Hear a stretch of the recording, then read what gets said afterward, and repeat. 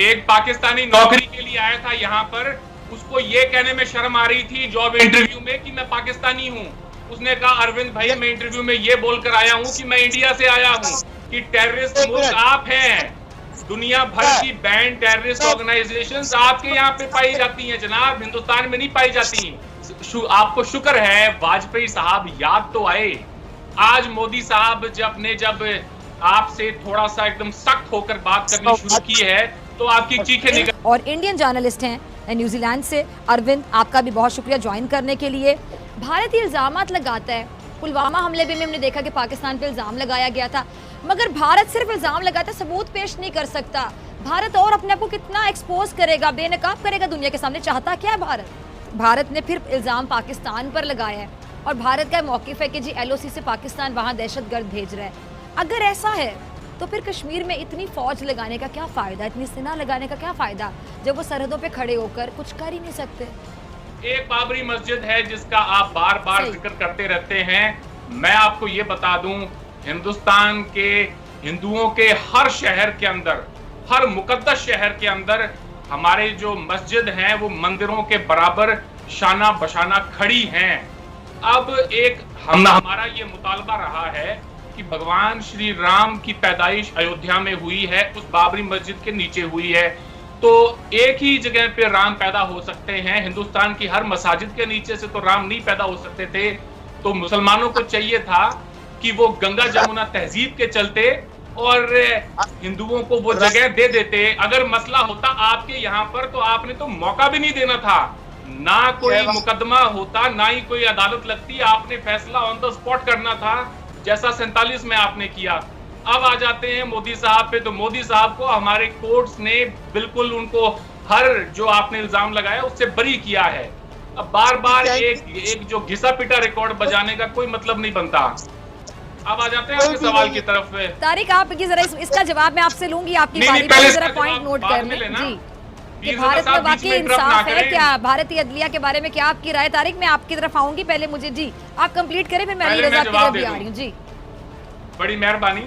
तो अब इनके सवाल का जी, भारत एक दहशतगर्द रियासत है। आपके बोल देने से भारत दहशतगर्द रियासत नहीं बन जाती है। अगर भारत दहशतगर्द रियासत होती तो यूनाइटेड नेशंस की तरफ से डेजिग्नेटेड टेररिस्ट ऑर्गेनाइजेशंस में हमारे भी मुल्कों का नाम होता। FATF में आप जो सफाइयां देते फिर रहे हैं पीरजादा साहब, वो इस बात की तस्दीक करती है कि टेररिस्ट मुल्क आप हैं, दुनिया भर की बैंड टेररिस्ट ऑर्गेनाइजेशंस आपके यहाँ पे पाई जाती हैं जनाब, हिंदुस्तान में नहीं पाई जाती। आपने हाफिज सईद को जेल में डाला हुआ है, सजा दी है। FATF में इंडिया सफाइयां देता नहीं फिर रहा, आप फिर रहे हैं जनाब। तो आप, ये बड़ा कन्वीनियंट है, मे भी पब्लिक कंजम्पशन के लिए आप बोल दें, मगर कुछ सुनने वाला है नहीं इन बातों को जी। ये प्रोपेगेंडा है भारतीय अफवाज का। जरा मुझे इस बात, प्रोपेगेंडा तो प्रोपेगेंडा तब है पीरजादा साहब जब आप, मैंने बोलना क्या शुरू किया, आपसे तो बर्दाश्त तक नहीं हुआ कि बंदा बोल क्या रहा है, हैं? आप जब बोल रहे थे तो मैं सुन रहा था आपको। अब मेरी बारी आई है, थोड़ा सब्र करें, इन चीजों को पचाना सीखें। दहशतगर्द का नुमाइंदा बन के बात कर रहे हैं, आप खुद बात करें। कोई नुमाइंदा बन के बात नहीं कर रहे हैं, कोई दहशतगर्द है ही नहीं।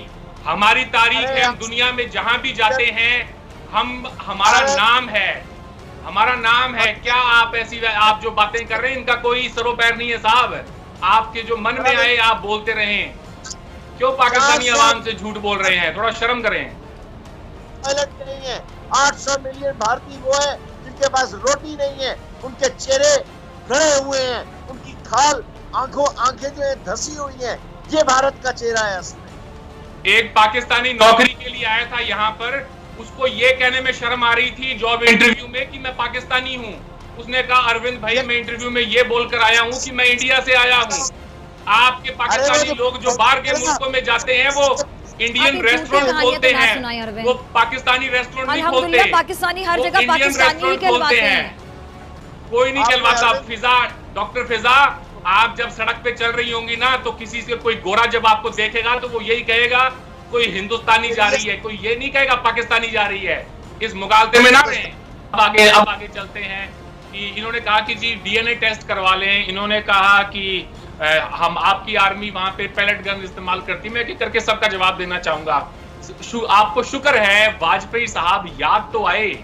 आज मोदी साहब जब आपसे थोड़ा सा एकदम सख्त होकर बात करनी शुरू की है तो आपकी चीखें निकल गई हैं। लेकिन देखिए, लेकिन जब हमें याद है जब वाजपेयी साहब लाहौर आए थे बस पे, अब देखें ये आप गलत कर रहे हैं, नहीं ये आप गलत कर रहे हैं। अब आपको इंटरप्ट नहीं करना चाहिए, अब नहीं इंटरप्ट करना चाहिए आपको। ना, अब आपको इंटरप्ट नहीं करना चाहिए। मीरजादा साहब और आप दोनों आप खामोश हो जाए, पीछे से आपकी आवाज आ रही है, आप ना करें इंटरप्ट। अब इन्होंने आपको शुक्र है वाजपेयी साहब याद तो आए, वरना मैं तो ये समझे बैठा था कि इनको याद भी नहीं है कि वाजपेयी साहब दिल्ली से लाहौर में बस में जाके वहां पे तशरीफ लाए थे। वो वाजपेयी साहब जिनकी पीठ पे जो है छुरा खोपा गया, वो मियां मोहम्मद नवाज शरीफ साहब ने खुद कहा कि अगर मैं वाजपेयी साहब की जगह होता तो मैं भी यही फील करता कि उनकी पीठ पे जो छुरा खोपा गया है वो बिल्कुल ठीक सोचते हैं। अब आ जाए आगे, इन्होंने कहा कि डीएनए टेस्ट करवा लें। बीमारी और इतनी दवाइयां को खाता है उसका दिमागी तवाज़ुन ऐसा हो जाता है जैसे नवाज शरीफ साहब का हो चुका है। मैडम बोले ना बीच में, मैडम बोले ना बीच में, वाह वाह वाह वाह, बोलना शुरू कर दिया जैसी मैंने। अब मुझसे मेरी जो बातें ना वो आपसे हजम नहीं होनी है। अब आप सुने, आपके पास नवाज शरीफ के अलावा कोई नाम डीएनए टेस्ट करवा लें। नवाज शरीफ किसके एजेंडे में चल रहा है जरा बता दें, कोई ढकी छुपी बात रह गई है? मैं उस पे नहीं जा रहा, मेरी बात सुने, पाकिस्तान से खबरें और हकाइक आप लोग